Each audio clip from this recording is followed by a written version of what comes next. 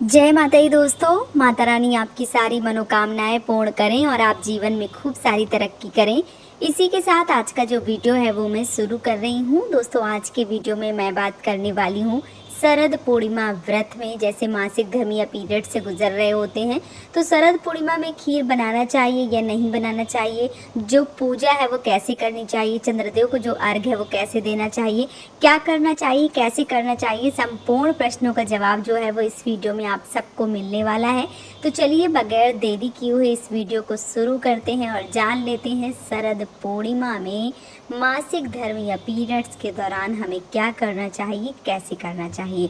तो देखिए, अगर आप मासिक धर्म या पीरियड से गुजर रहे हैं तो आप अपने घर में जो भी बड़े बुजुर्ग हैं उनसे आप खीर जो है वो बनवा के घर में माता लक्ष्मी की और भगवान सत्यनारायण की या भगवान श्री हरि विष्णु की, लड्डू गोपाल की या जो सालिग्राम भगवान है जो भी हैं आपके घर में उनकी पूजा अर्चना जो है वो करवा दीजिए। भोग प्रसाद जो खीर का है वो लगवा दीजिए।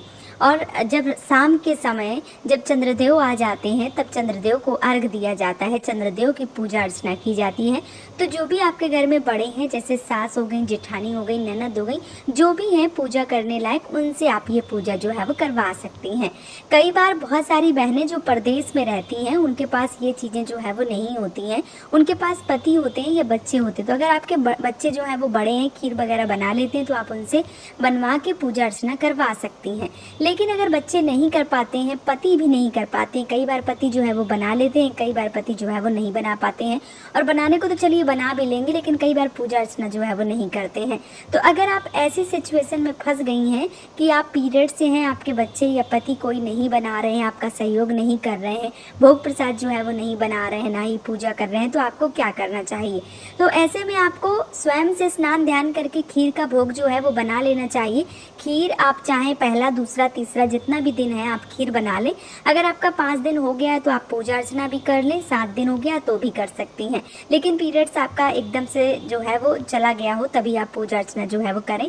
अगर ऐसी सिचुएशन है कि 1, 2, 3 ही हुआ है, मतलब 3 दिन ही हुआ है और जो भोग प्रसाद है या जो खीर है वो बनाने के लिए कोई नहीं है, पूजा अर्चना के लिए कोई नहीं है, तो ऐसे में आपको परेशान नहीं होना है।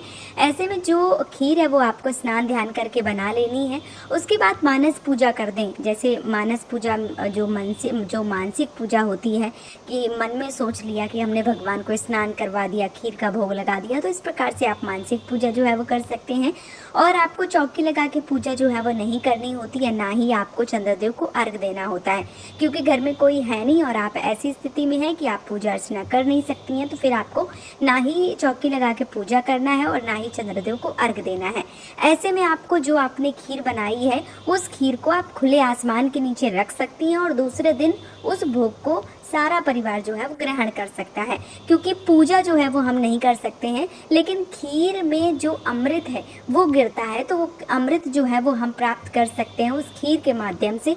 तो खीर बना के आप खुले आसमान के नीचे किसी भी बर्तन में जाली से ढक के या मलमल के कपड़े से ढक के रख दीजिए और अगले दिन सुबह उसको प्रसाद के रूप में ग्रहण कीजिए और आप जो पूजा अर्चना है वो बिल्कुल भी ना करें। तो आप इस प्रकार से शरद पूर्णिमा में जो पूजा अर्चना है या जो खीर का प्रसाद है वो ग्रहण भी कर सकती हैं। आपका शरद पूर्णिमा जो है वो भी पूरी विधिवत रूप से हो भी सकता है। तो उम्मीद करती हूँ कि आज का वीडियो आप सबको पसंद आया होगा और आप भी अगर ऐसी सिचुएशन से गुजर रहे थे तो आपको इस वीडियो से बहुत सारी मदद मिली होगी। अगर वीडियो पसंद आया तो मुझे सपोर्ट ज़रूर कीजिए, इस चैनल को सब्सक्राइब करके वीडियो को लाइक करके। आज का वीडियो यहीं पे समाप्त कर रही हूँ दोस्तों। जय माता दी।